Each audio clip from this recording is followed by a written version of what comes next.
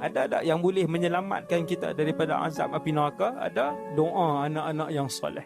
Rabbighfir li dhunubi wa liwalidayya warhamhuma kama rabbayani saghira. Saya kata doa itulah yang paling mahal sekali.